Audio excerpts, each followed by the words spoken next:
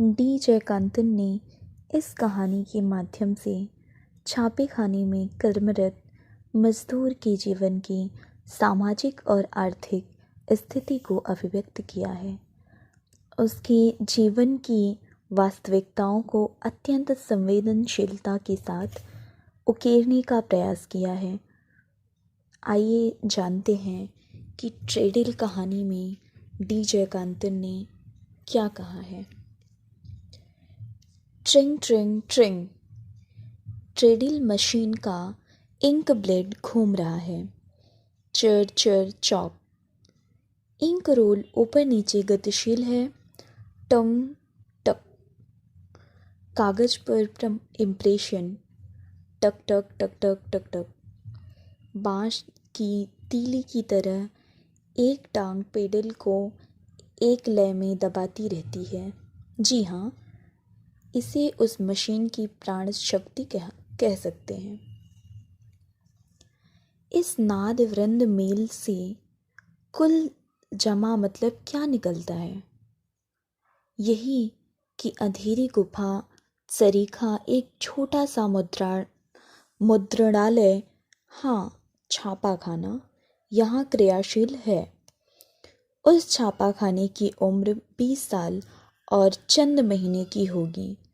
वहाँ छपाई के जितने किस्म के काम होते हैं उनमें विवाह निमंत्रण पत्र की छपाई सबसे ज़्यादा होती है। समय समय पर cash bill, letter pad, visiting card इत्यादि के ऑर्डर भी मिलते हैं।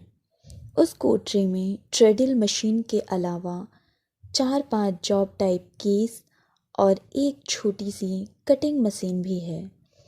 इतने छोटे छापेखाने से कौन सा बड़ा मुनाफा मिलता होगा? जायज़ सवाल है। लेकिन इस प्रिंटिंग प्रेस के मालिक मुरुगेश मुदलियार ने 20 साल बाद जैसे तैसे करके अपने लिए एक छोटा सा मकान बनवा लिया है। यहाँ पर कंपोजिटर, कंबाइंडर, कम मशीन मैन के संपूर्ण दायित्व को निभाने वाला एकमेव कर्मचारी विनायक मूर्ति है। वही जो ट्रेडिल के पास खड़े होकर ताबड़तोड़ पाँव मार रहा है। माहवार 20 रुपए की पूरी गारंटी है। काम की भीड़ और मुदलियार के मूड के मुताबिक चाय पीने या नाश्ता करने के लिए समय समय पर मिलने वाली फालतू आमदनी को जोड़ लें तो तनख्वाह 30 रुपए तक पहुंच जाए। 12 साल पहले की बात है। एक शुभ दिन पर विनायक मूर्ति ने हाथ में स्टिक पकड़कर यहाँ कंपोजिंग कार्य का श्री गणेश किया था। उसने पहले पहल जिस सामग्री का अक्षर योजन किया वह थी शुभ लग्न पत्रिका, हाँ विवाह का निमंत्रण पत्र। उस दिन से उसने कितने ही भाग्यवानों के विवाह निमंत्रण छाप दिए हैं, किंतु अपनी शादी का कार्ड अजी कितने लोगों के लिए अपने इन हाथों से शादी के कार्ड छाप दिए हैं। यूं लंबी सांस भरने वाले विनायक मूर्ति की उम्र फिलहाल 30 साल की है। इस ढाबे में मिलने वाले 6 आने का दाल भात कब तक खाता रहूँगा? विनायक के हाथ ने रैक दबाया, पैडल मारता पैर स्थिर हो गया। ट्रेडल मशीन भी रुक गई। वहीं पास में स्याही डब्बों के स्टैंड में उसकी उंगलियों ने कोई चीज़ टटोली। उंगली में फंसी सुगनी की पोटली खोलकर एक चुटकी खींच ली। उसके बाद नाक पर लगी सुगनी पोंछते हुए हाथ ने उसकी नाक पर स्याही का लेपन कर दिया। इस बात से अनभिज्ञ विनायक ने उधर पास में सूखने के लिए रखे निमंत्रण पत्रों में से एक को उठाकर देखा। स्याही की सप्लाई एकदम बराबर तो है, मगर कौन सी कमी रह गई है? हाँ, नीचे वाले रोलर को बदल दें तो प्रिंट चकाचक चमक उठेगा। या इम्प्रेशन कम करना है? इम्प्रेशन ठीक तो है। अरे रे, यह अक्षर क्यों चपटा छप रहा है? स्याही क्यों फैल रही है? टाइप के पीछे चेपी लगानी होगी। तभी मुदलियार के चिल्लाने की आवाज़, अबे मशीन क्यों बंद कर दी?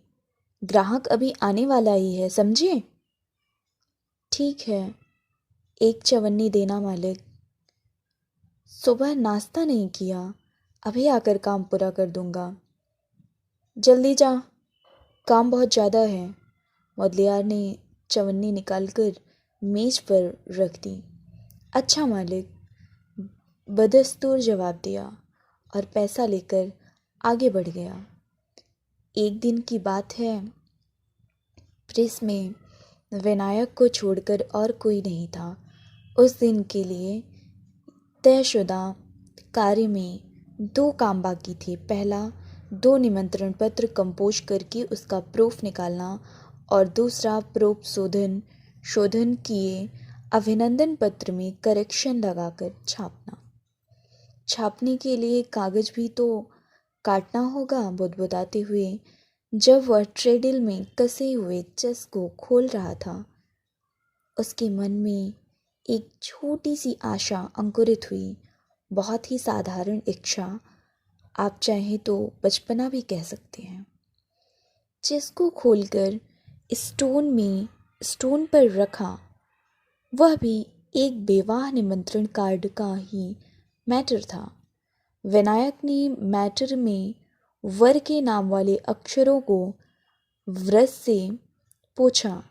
स्याही हट जाने पर चांदी की तरह उजले अक्षर चमक उठे, चिरंजीव श्रीधर। इन अक्षरों के टाइप दाईं से बाईं ओर जैसा कि आईने में प्रतिबिंबित होता है, साफ दिखाई दिए। चिरंजीव श्रीधर। शूटिंग स्टिक को एक छोर पर टिकाकर मल्टीबार से उसके ऊपर चटाक चटाक 2 बार वार किया। बगल में रखी तीलियों को ढीला करने के बाद पंक्चर लेकर बॉर्डर के पास वाले क्वाडों को दबाया। फिर टाइपों को धीरे से हिलाकर लाइन में गड़बड़ी आए बिना चिरंजीव श्रीधर इन 7 अक्षरों को सफाई से उठाकर अलग रखा। उसके होठों पर शरारत भरी मुस्कान रेंग उठी। उसके हाथों ने केस से दूसरे 7 अक्षरों को फटाफट चुनकर उंगलियों के बीच में रख लिया। पट्टी ने चिरंजीव शब्द को हड़प लिया। नया अक्षर संयोजन देखकर मन ही मन हंस दिया।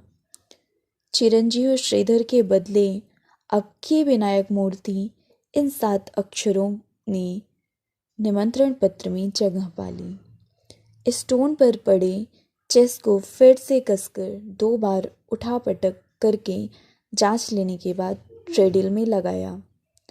थोड़ी देर तक उस पर स्याही लगाने के बाद एक वेस्ट शीट ली और ट्रेडल की बिट पर रखकर सिकुड़न दूर करने के लिए उंगलियों से 2 बार सहलाया। कागज पर सिकुड़न हो या ना हो, कागज को बेड पर रखकर ट्रेडल की लय गति के अनुसार उसे एक बार सहलाने की उसकी आदत है। उसके बाद बाएं हाथ ने ब्रेक हटा दी। टंग टंग इम्प्रेशन की आवाज़। बेड पर पड़े कागज को उठाकर देखा के विनायक मूर्ति और सौभाग्यवती अनसुया का शुभ विवाह। इन जुमलों को पढ़कर वह खूब हंसा। हंसते हंसते लोटपोट हो गया। निमंत्रण पत्र पर छपे माता पिता के नाम या कुल गोत्र इत्यादि पर उसका ध्यान बिल्कुल नहीं गया। अच्छा है, हाथों हाथ इसे डिस्ट्रीब्यूट कर दे। जिसको खोलकर अच्छी तरह पूछने के बाद मैटर निकालकर गेली फलक में रखते हुए डिस्ट्रीब्यूट करने में तल्लीन हो गया विनायक मूर्ति। अबे क्या चल रहा है? आजकल उल्टा सीधा काम करने लगा है, क्या बात है? अरे किसने तुझे डिस्ट्रीब्यूट करने कहा? बाहर जाते हुए मैं कौन सा काम बता के गया और तू क्या काम कर रहा है? मैंने कहा था कार्ड का काम पूरा करने के बाद अभिनंदन पत्र को मशीन पर चढ़ा ले। हाँ वह बहुत ज़रूरी है, मुदलियार चिल्लाए। अच्छा मालिक, बदस्तूर जवाब देकर विनायक काम में मशगूल हो गया। चाहे रात हो जाए, आज उसे पूरा करना ही है, मुदलियार का हुक्म। घड़ी में 3 बज गए। छप गए निमंत्रण पत्र के मैटर को डिस्ट्रीब्यूट करने का काम हो गया। अब अभिनंदन पत्र का काम शुरू करना है। हाथ मुस्तैदी से काम पर लगे थे। मन अपने लिए एक बेवाह लग्न पत्रिका छापने के शुभ दिन के चिंतन में लीन था। चूल्हे में रहने वाली दीदी से कहूँ तो अपने ही रिश्ते में कोई लड़की तय कर देगी। चूल्हे में विनायक की एक चचेरी बहन रहती है। क्या लड़की का कहीं अकाल है? अरे जीविका का ही तो अकाल है। पहले 100 रुपये चाहिए, फिर माहवार खर्च के लिए कामज्ञ कम 40 रुपये तो हों ही। विनायक को एकाएक हंसी आ गई। ठहाका मारकर एक बार हंस पड़ा। अब क्या बात है रे? बावरे की तरह खुद ब खुद हंसता जा रहा है, मुदलियार ने पूछा। आप ही देखिए ना। हंसी के बीच में ही उसने अभिनंदन पत्र का प्रूफ उनकी ओर बढ़ा दिया। उसे देखकर मुदलियार भी जोर से हंसने लगे। सांसारिक जीवन को सुखमय बनाने के लिए एक जीवन साथी का होना बहुत आवश्यक है। इस वाक्य में सुखमय शब्द के सु के स्थान पर दू छप गया था। सांसारिक जीवन को दुखमय बनाने के लिए मुद्रा राक्षस की क्रीड़ा भी विचित्र होती है। मुदलियार को सहसा अपनी हैसियत का ज्ञान हो आया। किसी मजदूर के साथ समान रूप से खड़े होकर हास्य का आस्वादन करना किसी मालिक को शोभा नहीं देता। उसकी प्रतिष्ठा ने सिर उठा लिया। क्यों हंसे जा रहा है फूहड़, सोहदो जैसा? चुपचाप काम कर, गधा कहीं का। अच्छा मालिक, बदस्तूर जवाब। मजदूर की लघुता हुकूमत के आगे नतमस्तक हो गई। रात के 7 बज चुके हैं। ट्रेडिल चल रही है। अभी तक अभिनंदन पत्र की छपाई पूरी नहीं हुई है। घर जाने से पहले मुदलियार ने विनायक के पास आकर काम की निगरानी करना जरूरी समझा। उन्होंने अंदर आकर देखा, विनायक पसीने में तरबतर है। टटक टटक टटक उसका पैर पैडल पर ताबड़तोड़ चल रहा है। कोरा कागज फीट करते और छपा कागज निकालते हुए हाथ की उंगलियां वाकई उड़ रही हैं। बेचारा बैल की तरह काम करता है, मुदलियार ने मन ही मन कहा। ले ये पैसे रात के खाने के लिए रख ले, और यह रही चाबी, ताला लगा कर आना। कहते हुए उसके सामने चाबी के साथ अठन्नी रख दी। मालिक के मन को पढ़ने में विनायक को वाकई महारत हासिल है। मालिक, उसने दांत निपोड़ दिए। क्या है बोल, और क्या चाहिए? मुदलियार मुस्कुराए। इतवार को मैं अपनी दीदी के यहाँ गया था। कहती थी उसने एक लड़की देख रखी है। इसके आगे बोली नहीं निकली। कारण यह नहीं था कि सरासर झूठ बोल रहा था। उसे शर्म आ गई। अरे शादी की बात कर रहा है। अच्छी बात है बेटे, गाजे बाजे के साथ करा देंगे, मुदलियार ने मुदित भाव से कहा। मालिक, उसके लिए 100 रुपए की पेशगी। चिंता काहे करता है, वह सब हो जाएगा, तो पहले बात पक्की कर ले। मुदलियार से इतना सुनना था कि विनायक फूला न समाया। बाहर निकलते हुए मुदलियार ने अपने आप से कहा, पट्टे की उम्र हो गई। जब हमारे पास आया 18 साल का छोकरा था। हमारे सिवा इसका अपना कौन है। शादी में कोई कसर नहीं होनी चाहिए। प्रेस में ट्रेडिल चल रही है, टक टक टक टक टक टक टक टक।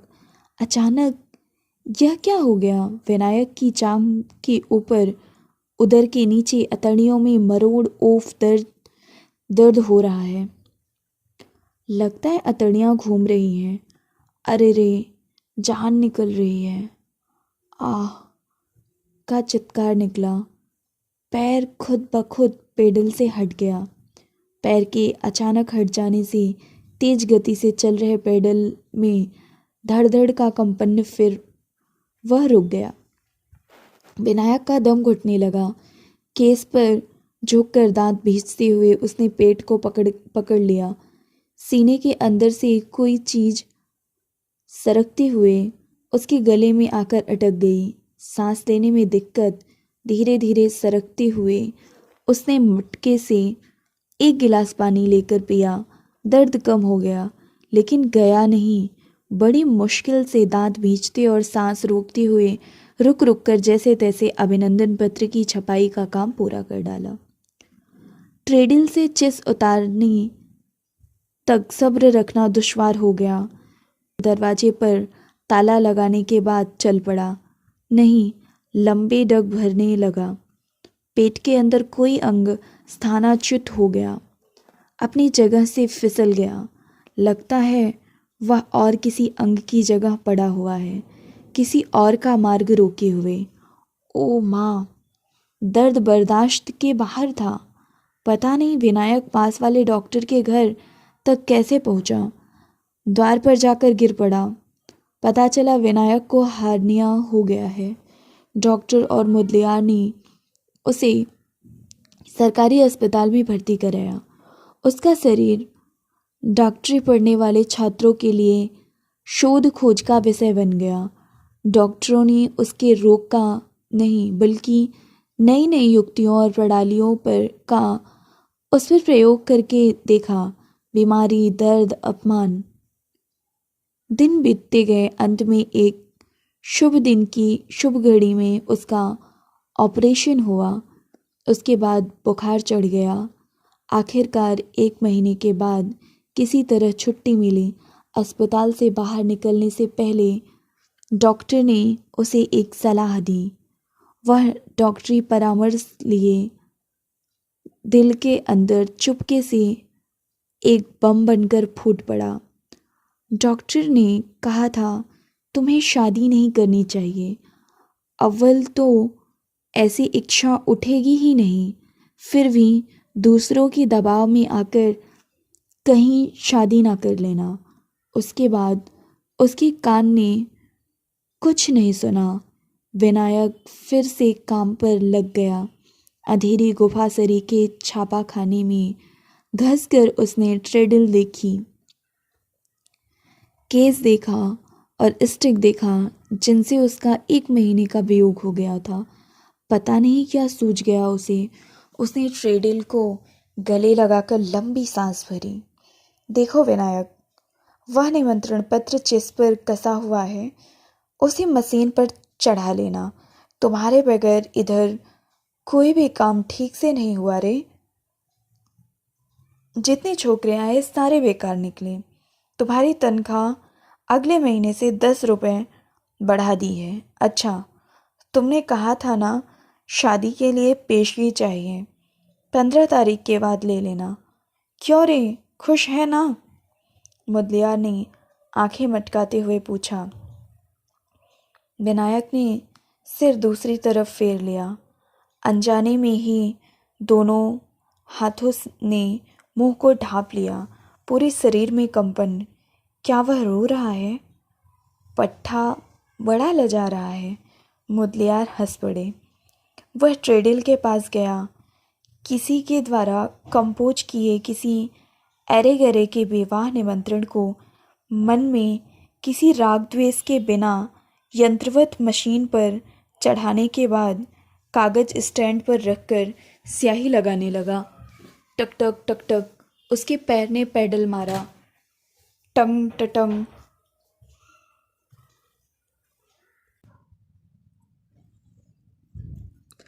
इम्प्रेशन। मुद्रित होकर आया एक निमंत्रण पत्र। मशीन रोककर केशों के बीच में तह करके रखा हुआ एक कागज उठाकर देखा कि विनायक मूर्ति और सौभाग्यवती अनसुईया का शुभ विवाह। हाँ, वही वेस्ट शीट। उस दिन जिस कागज ने उसे हंसकर लोटपोट होने को विवश किया था, वही नकली निमंत्रण पत्र। उस कागज पर उसकी आंखों से निकले आंसू की दो खारी गर्म बूंदें टपक कर छितर पड़ी। क्यों रे विनायक, मशीन क्यों रुक गई? वह आने वाला है ना, उससे पहले यह काम पूरा हो जाना चाहिए, मुदलियार ने कहा। अच्छा मालिक। टक टक टक टक टक टक। हाँ, दोनों ट्रेडिल मशीनें गतिशील हो गईं। यह थी तमिल कथाकार डी जयकांतन की कहानी ट्रेडिल।